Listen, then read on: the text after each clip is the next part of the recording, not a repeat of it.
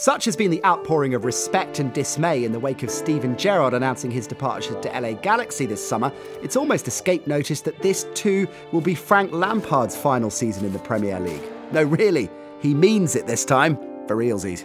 So, as Stevie G receives his teary farewell from the Kop, spare a thought for poor old Frank as he trots around the Etihad, waving at strangers like a man attending the wedding of a distant cousin. But it's only fitting that their exit should be so closely intertwined, as much of their respective careers have run in strange parallel. All-action box-to-box midfielders with electrifying energy and a knife for spectacular goals, both Frank and Steve were seen as the ideal partnership, the indomitable engine room that would drive a golden generation of England players on to World Cup and European glory.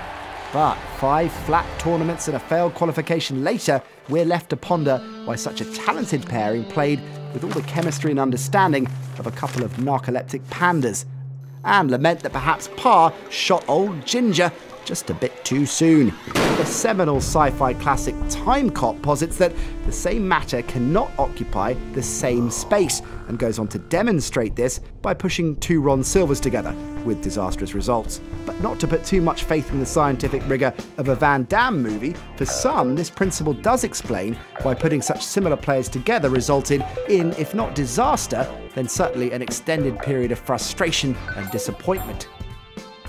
Maybe as absurd as the plot of Time Cop is the theory that merely their similarity was the issue. A quick glance to the continent would surely quash that. Maybe as these 2 giants of the modern English game bow out, we should really be looking at what kind of films we want to produce.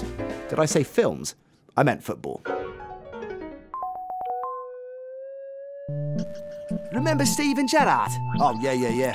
Do you remember Frank Lampard? Yeah. Do you remember Lampard and Gerrard? Oh, yeah.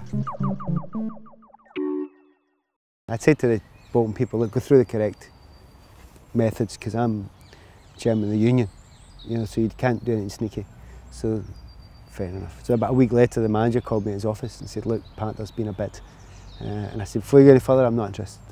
Happy here at Tranmere. Want to get us to the Premier League. And as I was walking out of the office, he said, do you want to know who it was? I went, all right, who was it? Celtic. Oh, God. And as a Celtic supporter at the time, I was like,